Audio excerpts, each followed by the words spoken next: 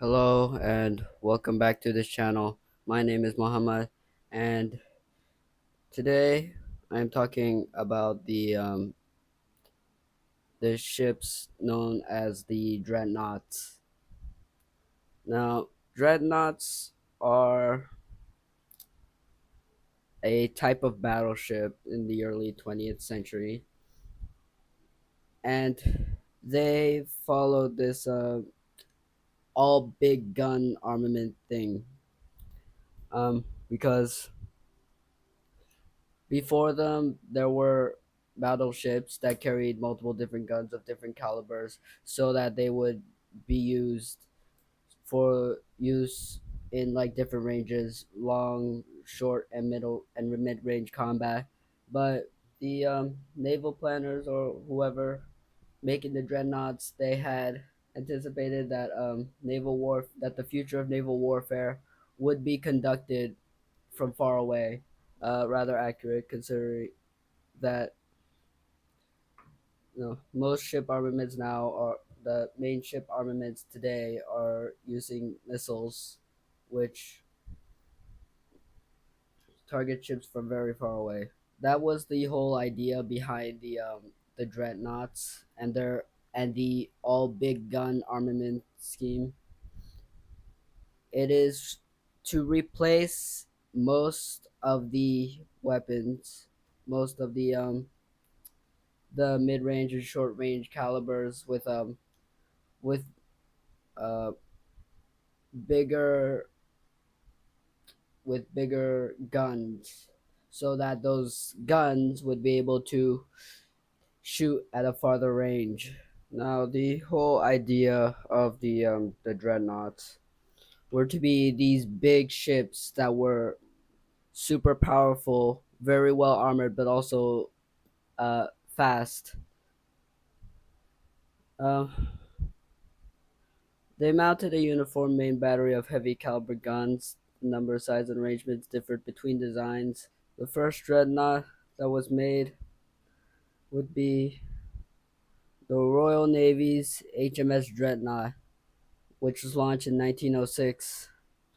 And the first of the dreadnoughts, the Royal Navy's HMS Dreadnought, had such an effect when launched during 1906 that similar battleships built after were referred to as dreadnoughts, and earlier battleships became known as pre-dreadnoughts. HMS Dreadnought would have two revolutionary features that would be included in dreadnoughts to come, featuring an all big gun armament scheme with an unprecedented number of heavy caliber guns and steam turbine propulsion,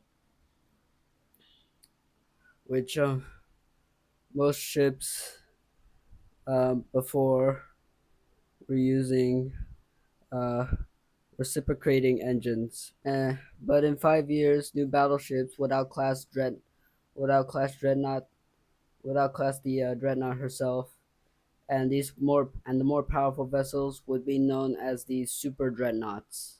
Now, the thing about these dreadnoughts is that they were really expensive to make, and there was only and dreadnoughts would only battle one another once during the Battle of Jutland, which is a naval battle between Britain's Royal Navy Grand Fleet under Admiral Sir John Jellicoe and the Imperial German Navy's High Sea Fleet under Vice Admiral Reinhard Scheer.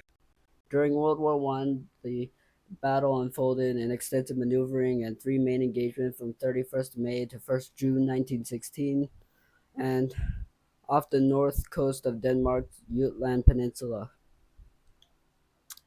It was the largest naval battle and only full-scale class of battleships of the war, or dreadnoughts, and the outcome ensured that the Royal Navy denied German surface fleet access to the North Sea and the Atlantic for the remainder of the war, as Germany avoided all fleet-to-fleet contact thereafter. Germany's commander and leaders were for the Battle of Jutland were Reinhard Scheer and Franz Hipper. Their total amount of ships that they brought were 16 dreadnoughts or battleships, 5 battle cruisers, 6 pre-dreadnought battleships, 11 light cruisers, and 61 torpedo boats.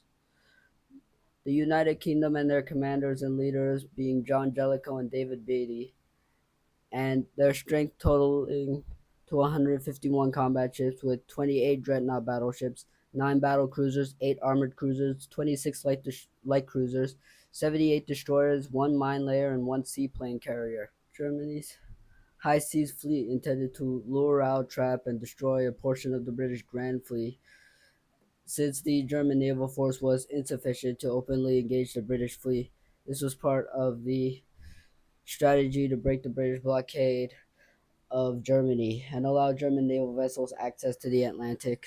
Britain's Royal Navy pursued strategy of engaging and destroying the high seas fleet, thereby keeping German naval forces contained and away from Britain and her shipping lanes. Vice Admiral Franz Hipper's fast scouting group of 5 modern battle cruisers was to lure Vice Admiral Sir David Beatty's battle cruiser squadron into the path of the main German fleet, where they stationed submarines across the likely routes of the British ships. However, the British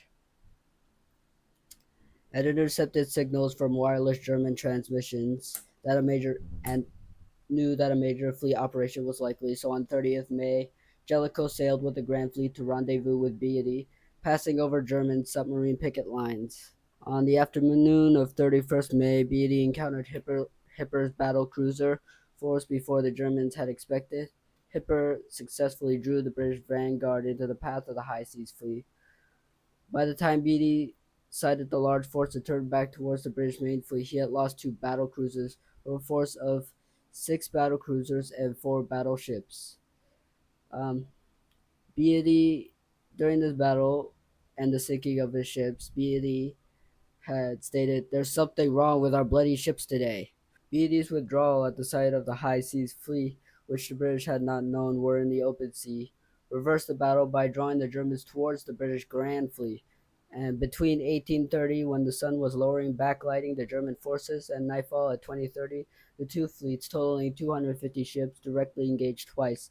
14 British ships and 11 German ships were sank, and with a total of 9,823 casualties. After sunset, Jellicoe maneuvered to cut the Germans off from their base, hoping to continue the battle next morning. But under the cover of darkness, Scheer broke through the British light forces, forming the rear guard of the Grand Fleet, and returned to port. Both sides would claim victory. The British, despite having lost more ships and twice as many sailors, had still managed to contain the German fleet, while Scheer's plan of destroying a substantial portion of the British fleet had failed. The British long-term strategy of denying Germany's access to the United Kingdom and Atlantic succeeded. The Germans' fleet being continued to pose a threat, requiring the British to keep their battleships concentrated in the North Sea, but the battle reinforced Germany's policy of avoiding all fleet-to-fleet contact, and at the end of 1916, after further unsuccessful attempts to reduce the Royal Navy's numerical advantage, the German Navy accepted its surface ships had been successfully contained, turning its resources to unrestricted submarine warfare for the second time. The first time of the war having ended with the controversy following the sinking of RMS Lusitania. Yeah, I think that's all for this episode today. I didn't uh, I didn't really have much of a script to go off of this time because I had a very hard time trying to come up with a topic for a video. That's kind of why also that I haven't been able to post videos for the past 2 days. But thanks for watching if you're still watching, and goodbye.